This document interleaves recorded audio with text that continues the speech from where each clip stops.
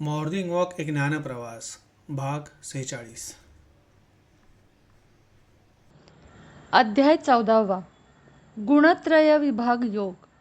सत्व, रज आणि तमोगुणयुक्त मानवी जीवन. लोक आपल्याला आपल्या गुणांवरून ओळखतात. आपल्यातला जीव हा त्रिगुणांनी वेढलेला आहे. त्यामुळे ह्या जीवाचा त्या परमात्म्याशी संपर्क होऊ शकत नाही. ज्यावेळेस हे त्रिगुणांचे जाळे दूर होईल तेव्हा आपल्याला आत्मसाक्षात्कार होऊन आपण ईश्वराशी एकरूप होऊ. या 3 गुणांबद्दल जाणून घेणं म्हणजेच गुणत्रय विभाग योग. प्रकृती 3 गुणांनी बनलेली आहे, सत्व, रज आणि तम. म्हणून तिला महद्ब्रह्म असंही म्हणतात, कारण तिचा अव्यक्त भाग हा दृश्य विश्वापेक्षा खूप मोठा आहे. परमात्मा म्हणजे पुरुष चैतन्य शक्तीचं बीज प्रकृतीमध्ये पेरतो आणि दोहोंच्या संयोगापासून सर्व जीवांची उत्पत्ती होते. सूक्ष्म आणि कारणदेह यांच्यामध्ये वासना असल्यामुळे त्यांची संख्या वाढत जाते. या नात्याने प्रकृती सर्व जीवांची माता आणि परमात्मा हा सर्व जीवांचा पिता होतो. मग हे प्रकृतीचे तिन्ही गुण सर्व जीवांमध्ये कमी अधिक प्रमाणात उतरतात. ध्यान केल्याने आणि गुरूंच्या सान्निध्यात राहून या त्रिगुणांचा प्रभाव कमी होऊ शकतो. जसजसं यांचा प्रभाव कमी होईल तसतसं आपल्याला आत्मज्ञान मिळत जाईल. सत्वगुणी माणूस शांत, प्रसन्न आणि आरोग्यसंपन्न असतो. रजोगुणी माणसामध्ये कामशक्ती आणि अस्वस्थता जाणवते. तमोगुणी माणूस बेफिकीर, आळशी, कसलीच काळजी न करणारा दिसतो. सात्विक कर्म केल्याने त्याचे निर्मळ फळ मिळते. राजसकर्म फक्त स्वतःचा विचार केल्याने त्यापासून दुःख मिळते. तामसी माणूस नेहमी अंधारात चाचपडत असतो. तो दुसऱ्यांना फसवून स्वतःचं हित कसं होईल याचा विचार करत असतो. सात्विक माणूस आध्यात्मिक प्रगती करतो, तर तामसी माणूस अधोगतीच्या मार्गावर जातो. राजस माणसाची स्थिती या दोघांच्या मध्ये असते. ज्या माणसाचं ध्येय आत्मोन्नतीचं असतं तो या त्रिगुणांच्या प्रभावापासून दूर राहतो.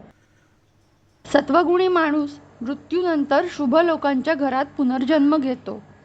रजोगुणी कर्मासक्त लोकात परत जन्म घेतो आणि तमोगुणी मूढ योनीत जन्मास येतो असं गीता सांगते. आपल्यातील रज आणि तमोगुण यांचा प्रभाव कमी व्हावा यासाठी मनावर संयम ठेवून ध्यानावरती लक्ष केंद्रित करावं. तमोगुणांच्या प्रभावामुळे आपल्याला कमी वेळामध्ये कष्ट न करता भरपूर पैसा मिळावा अशी भावना निर्माण होते. अवास्तव निद्रा आणि आळस यांचे आपण गुलाम होतो. स्वतःच्या इच्छा पूर्ण करण्यासाठी खोटे बोलतो. दुसऱ्यांना कसं लुबाडू शकू हाच विचार मनात येत असतो. दुर्योधनाला एकाने विचारे, अरे बाबा, तुला कळत नाही का? तू चुकतो आहेस. तू दुसऱ्यांवर अत्याचार करत आहेस. तो म्हणाला, मला कळत आहे ना, पण हीच माझी वृत्ती आहे. मला चुकायचंच आहे कारण मला माझा बदला पूर्ण करायचा आहे. त्याच्यावर तमोगुणांचा इतका प्रभाव होता की तो स्वतःला यामधून बाहेर काढू शकला नाही. खुद्द भगवान त्याच्याकडे युद्ध टाळण्यासाठी गेले होते. त्यांनाही तो म्हणाला, मी सुईच्या टोका इतकी जमीनसुद्धा पांडवांना देणार नाही. शेवटी युद्ध झालंच आणि कौरव संपले. आपल्यातल्या तमोगुणांपासून स्वतःला सावरावं. आपल्याबरोबर कितीही वाईट घडलं असेल, बरेच कष्ट आपण सोसत असू, तरीही दुसऱ्याला क्षमा करायचं तंत्र वापरावं. क्षमा केल्याने तमोगुणांचा प्रभाव कमी होईल. देवदूत जिझसवर लोकांनी किती जुलूम केले, तरीही त्यांनी त्या सर्व लोकांना माफ केले. त्यांचा आदर्श आपण ठेवला तर ते आपल्यालाही शक्य आहे. फक्त मी आणि माझं कुटुंब हा विचार मनातून काढून टाकला तर रजगुणांपासून आपल्याला मुक्ती मिळेल. मोह आणि लोभी वृत्ती यापासून आपण दूर राहू. आपलं कर्म श्रद्धेने पार पाडू आणि त्याच्या फळाची अपेक्षा न करता ते परमेश्वराला अर्पण करू. सत्वगुण अंगीकारून जर माणसाला मी सत्वगुणी आहे, मी ज्ञानी आहे असा अहंकार आला तर तो पुन्हा अधोगतीच्या मार्गावर जातो. हा मार्ग इतका जलद असतो, जसं एखादं शिखर चढायला वेळ लागतो तसंच कष्ट घेऊन, त्याग करून सत्वगुण आत्मसात करायला वेळ लागतो. पण तेच शिखर उतरायला काहीच वेळ आणि कष्ट लागत नाही. तसंच सत्वगुण धारण करून जर अहंकार आला तर आपण लगेच पुन्हा त्याच ठिकाणी येतो जिथून सुरुवात केली होती. या अहंकारापासून सावध राहावं. समजा आपण समाजकार्य करत असू तर इतर लोकांना त्याचा अभिमान असतो, पण आपण आपला स्वभावधर्म सोडू नये. मी काहीतरी मोठं काम करतो आहे ही भावना देखील मनात आणू नये, म्हणजे त्याचा प्रभाव आपल्यावर राहणार नाही आणि आपण जमिनीवर राहू. पुढचे अध्याय सांगू का की बोर झालात? मुळीच नाही. सगळे समजते आहे. तुम्ही पुढे सांगा. एक चहाचा ब्रेक घेऊया का? चालेल. मग आम्ही सर्वांनी चहा घेतला. साहिलने सर्वांसाठी बटाट्याचा चिवडा आणला होता. सर्वात जास्त मीच खाल्ला. त्याने मेघाला आणि प्रभाला घर दाखवले. साहिलचे बाबासुद्धा आमच्या पंक्तीला होते. मेघाचे ज्ञान आणि सलग बराच वेळ बोलण्याची ताकद पाहून थक्क झाले, पण काही बोलले नाही. कदाचित साहिलने त्यांना ताकीद दिली असणार, कारण इतका वेळ गप्प मी त्यांना क्वचितच पाहतो. साहिलच्या घरी गेल्यावर तेच माझ्याशी साहिलपेक्षा जास्त बोलतात. आमच्या गप्पा खूप रंगतात. आम्ही दोघे साहिलची नेहमी खिल्ल उडवत असतो. थोड्या वेळाने आम्ही परत स्थिरस्थावर झालो आणि मेघाने सुरुवात केली. अध्याय 15. पुरुषोत्तम योग. मूळ चैतन्य शक्तीला ओळखा आणि एकत्वाच्या भावनेने राहा. भगवद्गीतेचा विचार करता आत्तापर्यंत भगवानांनी 2ऱ्या अध्यायात आदर्श मानवाची लक्षणं, 6व्या अध्यायात एकाग्रता कशी करावी, 12व्या अध्यायात त्यांना आवडणाऱ्या भक्ताची लक्षणं, 13व्या अध्यायात ज्ञानी माणसाची लक्षणं आणि त्यानंतर 14व्या अध्यायात त्रिगुणातीत माणसाची लक्षणं सांगितली. ही सर्व मानवासाठी तत्त्वज्ञानाची शिखरं आहेत असं म्हणता येईल. या ज्ञानाच्या सर्व शिखरांमध्ये आता हा 15वा अध्याय पुरुषोत्तम योग हे अत्युच्च शिखर आहे असं म्हणता येईल. कर्म, ज्ञान आणि भक्ती एकत्रच व्हावयास पाहिजे म्हणून या अध्यायाला पुरुषोत्तम योग असं नाव मिळालं आहे. 15व्या अध्यायाच्या सुरुवातीला संसाराची तुलना अश्वत्थ म्हणजे पिंपळ, वडाच्या जातीतील वृक्षांशी केली आहे. ह्या झाडाचं मूळ वरून खाली जातं. हे झाड सतत बदलणारं आहे. विशेष म्हणजे झाडाचं मूळ वरती आहे आणि त्याचा पसारा खाली आहे. झाड एवढं अवाढव्य आहे की त्याचा शेंडाही दिसत नाही आणि त्याचं मूळही. त्याचं मूळ फांद्यांनी आणि पानांनी पूर्ण झाकलं गेलं आहे. हे मूळ म्हणजे परमेश्वर. तिथूनच निर्मितीची सुरुवात होते. म्हणून वृक्षाचं मूळ वरच्या बाजूला सांगितलं आहे. त्यानंतर ब्रह्मा, नंतर मनु आणि त्यानंतर ऋषीमुनी असा हा पसारा वाढत जातो. परमात्म्याचं अस्तित्व त्रिगुणांच्या आवरणामुळे कोणाला समजून येत नाही. वैराग्याच्या शस्त्राने त्रिगुणरूपी फांद्या छाटून आपल्याला त्याच्या अस्तित्वाची प्रचिती येईल. या भौतिक जगात गुणांच्या प्रभावाने माणूस पुरता गोंधळून जातो असं या ठिकाणी सांगितलं आहे. अपरा प्रकृती म्हणजे पंचमहाभूतांनी बनलेलं आणि मन, बुद्धी, अहंकारयुक्त शरीर. पराप्रकृती म्हणजे चैतन्य शक्ती देणारा जीव. जीव हा शरीराशी संलग्न असल्यामुळे तो त्याच्याशी मैत्री करतो.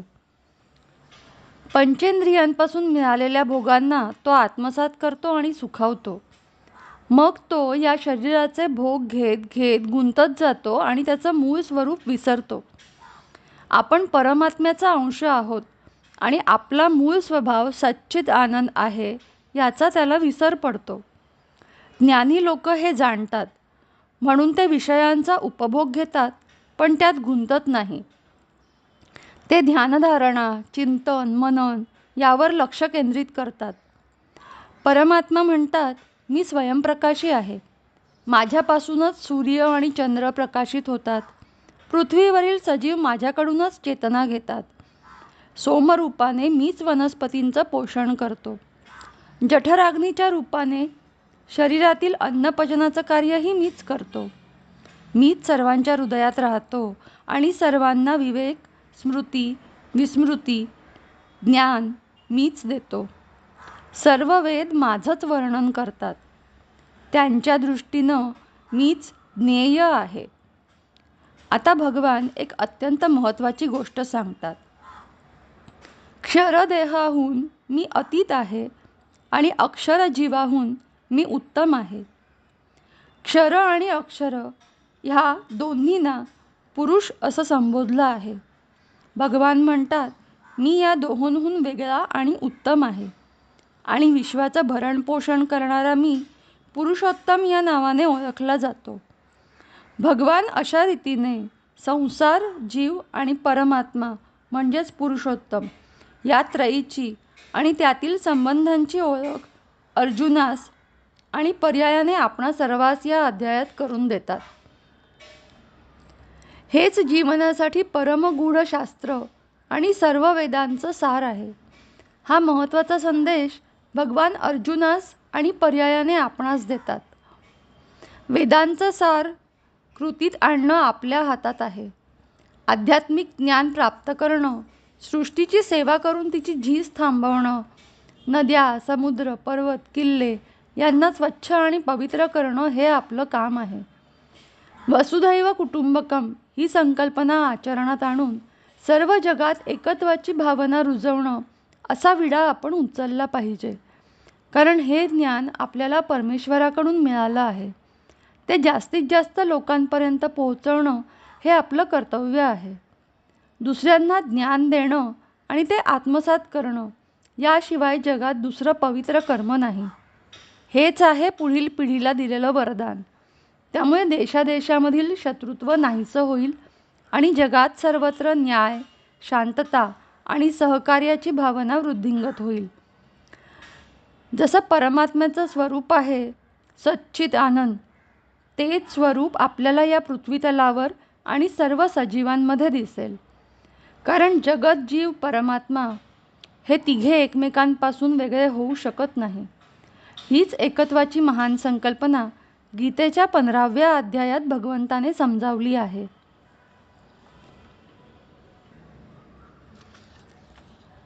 अध्याय 16वा.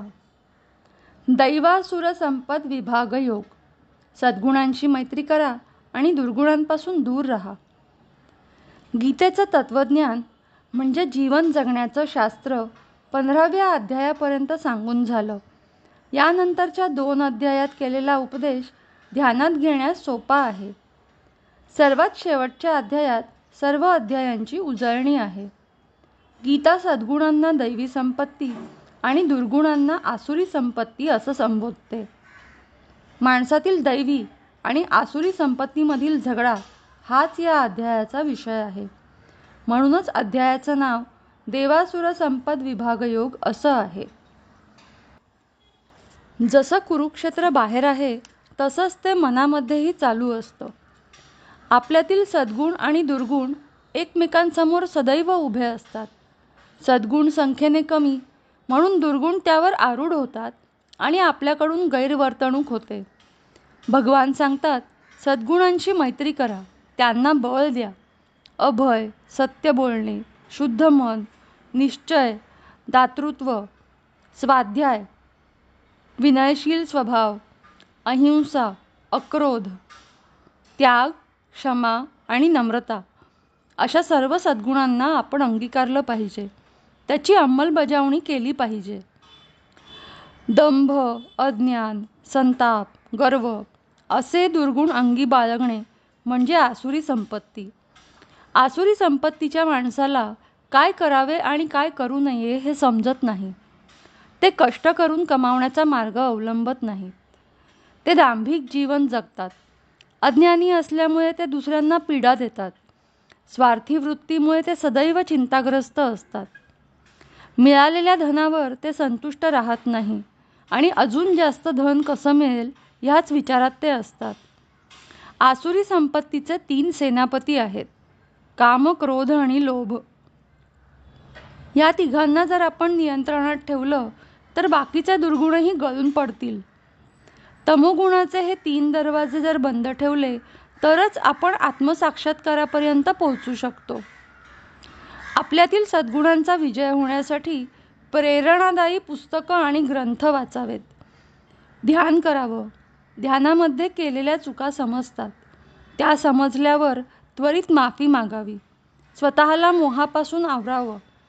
आपल्या बुद्धिरूपी लगामाने मनरूपी घोड्यावर ताबा मिळवावा आणि ते इकडे तिकडे भरकटू न देता त्याला ध्येयाच्या दिशेने पुढे घेऊन जावं. विरंगुळा आणि मोह यामधील फरक जाणावा. सज्जनांच्या सान्निध्यात राहावं म्हणजे आपल्या विचारातही सुधारणा होते.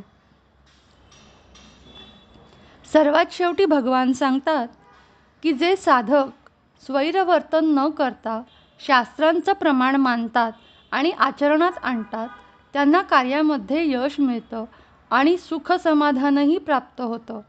म्हणून शास्त्राचा आदर करा आणि आपलं विहित कार्य करा. हा संदेश त्यांनी गीतेच्या साधकांसाठी दिला आहे. शास्त्राप्रमाणे वागण्यात आपल्याला अडचणी येतात. लोक कदाचित आपल्याला मागासलेले पुरातन विचारांचे म्हणतील, पण त्यामागचं शास्त्र कळल्यावर आपल्याला उलगडा होतो. शास्त्र आणि अंधश्रद्धा यातील फरक नीट समजून घ्यावा. कपाळाला कुंकू लावणे यामागे शास्त्र आहे, अंधश्रद्धा नाही. याप्रमाणे वर्तन ठेवल्यास कोणतं कार्य करावं आणि कोणतं करू नये याचा बोध होईल. थोडक्यात सांगायचं म्हणजे आपण सद्गुण धारण करून आणि त्यांचं आचरण करून उत्तम नागरिक होण्याचा सतत प्रयत्न करावा आणि आसुरी वृत्तीच्या लोकांपासून दूर राहावं.